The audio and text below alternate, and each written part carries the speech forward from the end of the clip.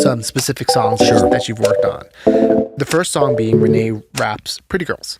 Yeah. What's the story behind that? How'd you get involved with her project? Let's get into it. Yeah. All right. So I work a lot with Alexander 23. Who? And he's one of my best friends and somebody I met kind of early on in Los Angeles. And we've always like helped each other like learn more about production. Yeah. And I play in his band also. I play keys and I play bass in his band. So whenever he has shows, I'm there with him. It's a really nice partnership because we speak the same language. Yeah.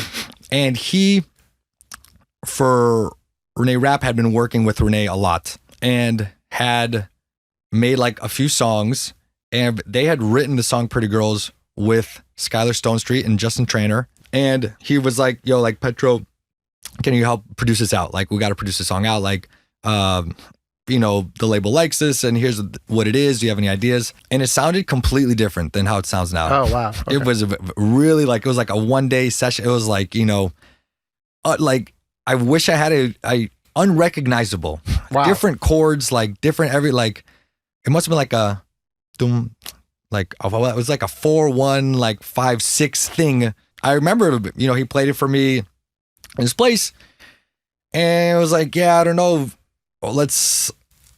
We definitely made a choice. We're like, okay, we really got to like coolify this song. Right. Let's get the song sounding really cool because the chorus is like really simple. It's just like one note. It's like in the AM on the pretty good. And we're like, okay, like the song is going to need like a pretty unique production to like stand out. We really just got to work. And I'm not gonna lie, that song took a lot of iterations and a lot of versions. It happens. And we're talking about like, you know, some songs, yeah, the song's there, like the production doesn't matter. But that song, like we really went in and tried lots of different things. And I think some of the references were like, you know, definitely want to make this like a little dancier. I was like listening to a lot of Madonna. I forget what all the references were. The first thing that like we kind of cracked was we were like, all right, let's look at like these verses and like maybe like strum some guitar. And I remember like grabbing a guitar and, you know, I would strum some things and they'd be like, this isn't really it. And then he would grab a guitar, he'd strum some things like, that isn't really it. And then he was strumming some sort of like a pattern. Maybe I was like on a piano and I was like, oh, maybe try these chords.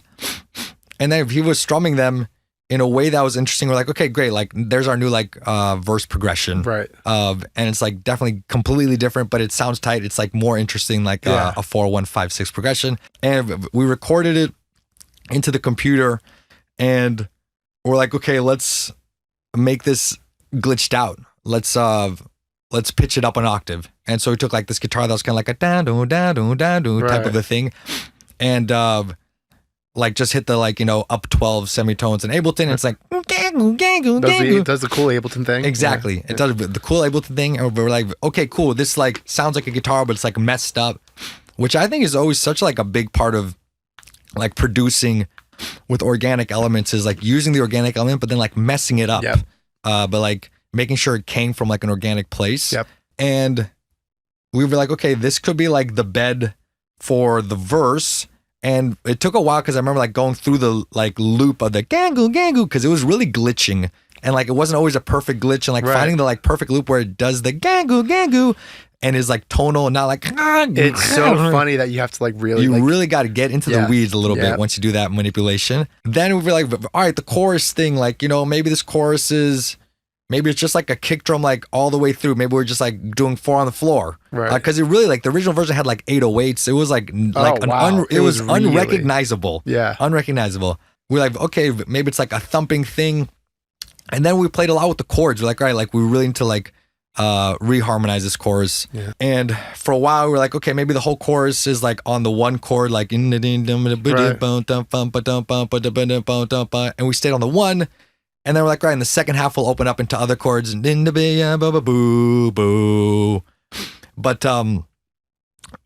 we like really threw like a few things out the wall. Yeah. Like threw like kind of some like funky guitars, like wows, some little guitar thingies. And then like played a lot on like at the time, like he had the Juno 106 and we're kind of like doing some kind of more washy chords in the second half of the chorus. And that was like one afternoon. And after that, he was like, all right, like, take this home. Like, Right. make some sense out of this. Like, Right. we tried some stuff. And then I took it to my place and really went in a little more with like, okay, what do we have here? Let me figure out how to do like some like kind of vocal swells, like little transitional things to make it like sound sexy. But figuring out like all the drum stuff on the chorus was definitely a task. And I just remember like doing versions, and I would like send them to Alexander and be like, all right, this is cool. Like chase this a little more, chase that a little less. Right. Then we'd be like, all right, let's like work on it together this day. Like, cool, come over to my place and would be on that chorus. And I remember like, we're like, okay, let's redo these drums. Like maybe this should be like more of like a Caroline Polachek drum thing, where it's like a kick and like, you know, just like a live gotcha, gotcha. And I remember we were catching that vibe and it was sounding pretty great. And I was into it. But I will say one thing about working with Alexander and that I've learned a lot. I've learned a lot working from him. Right. And one thing I've learned is how quick he is to like throw away ideas. Like we'd be rocking a thing like, oh, this sounds cool. Like we got a thing. And they'd be like, nah, fuck it, scratch it. Like let's redo it. Let's try another thing completely. Yeah. And I probably be like, wow, we had like, that was a pretty cool. Okay, all right, let's try a completely new thing. At one point, or like somehow like Dan Nagro had like heard the song and was like, oh, you know, like maybe the chorus drums, like what if you guys went like digital on it? Like, you know, have like a little more of like electronic feel to it.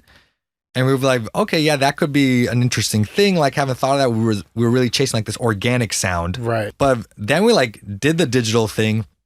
And we're like, okay, what if like we get the bass and like we kind of do it like a da da da da da da da da da da da, almost like a Robin, like Dude, it's like so a funny. pumping bass. I want to cut you off here because I said like love the song, was so inspired by the turn of the production. Starts off kind of emo, singer-songwriter, then goes into a cool Robin-inspired Truly, production. Yeah. like, and here's the thing, like, I love that Robin-inspired stuff, and Alexander loves that stuff. Yeah. And like, we joke about it all the time. We're always trying to get singers to do like Robin stuff. We're like, yeah, what if we did this like upbeat, like with like dancey stuff? And you know, it depends on the artist, but sometimes like, oh no, I kind of just want more singer-songwriter. Like, okay, that's cool too. Like, we'll chase that. We'll make it all make sense. But we definitely like took a choice. We're like, all right, we're gonna try doing this kind of like more like this like 80s-y Robin's dugga thing. Yeah. And I remember at one point, like our chorus, we were like jamming on the chorus at his place, and Andrew Spellman, his manager, was there kind of just like hanging on the laptop, and like we were like playing some stuff. And I think maybe like at this point I was like on like a bass guitar, and there was like a big moment when we were like, all right, you know, what if like we go to the 4 chord like in this chorus where it's like you know, so the chorus goes like the pretty girls, they pretty girl. Small little change. And we're like, okay, that's such a beautiful movement, because then when we go the pretty girls, in the second half, that was just like a big eureka moment. And I remember specifically because like Andrew Spellman was there. He's like, oh, like it's crazy. That's all it is. It's just giving the 4 chord, like move to the friggin' 4 chord.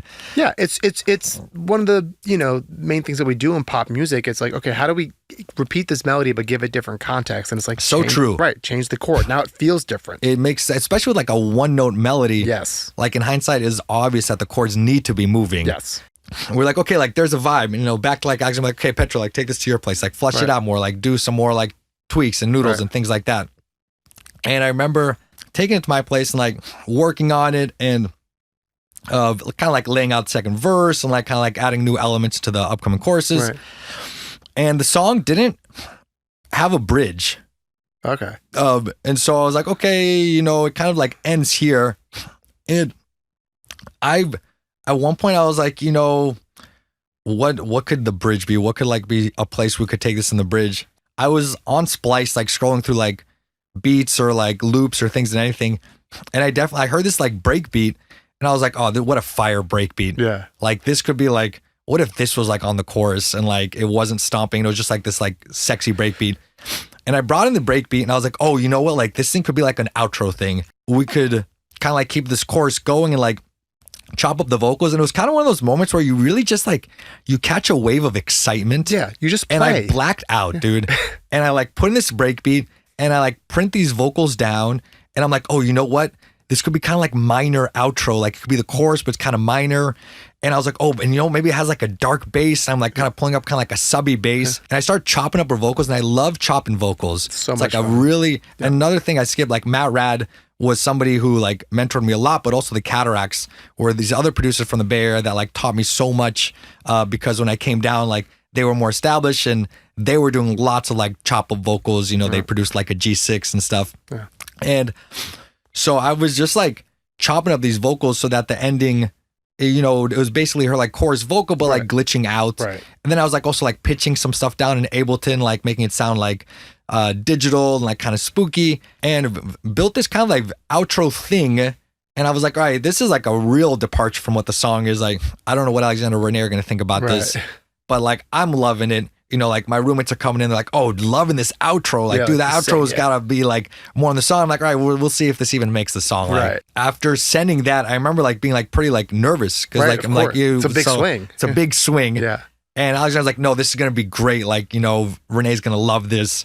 And like, you know, it ended up being like a huge part of the song. Yeah. And like it stayed in the song like exactly as is. And then for a while they're like, all right, you know what? We're gonna actually like build out a bridge to another chorus. Then like we chased that.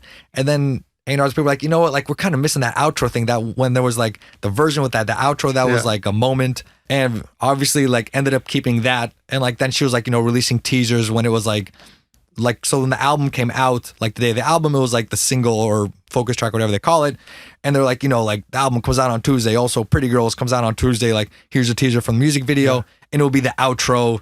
And so it was like a really cool like moment to like honor that. Sometimes when you are chasing something, you really get lost in like the excitement of it. Yeah. That's just gonna lock in. And there were so many like hours of like messing on the other parts of that song with me, or like me and Alexander were like, you know, pulling teeth, like tweaking it to get it right. Where's that outro that really, it was done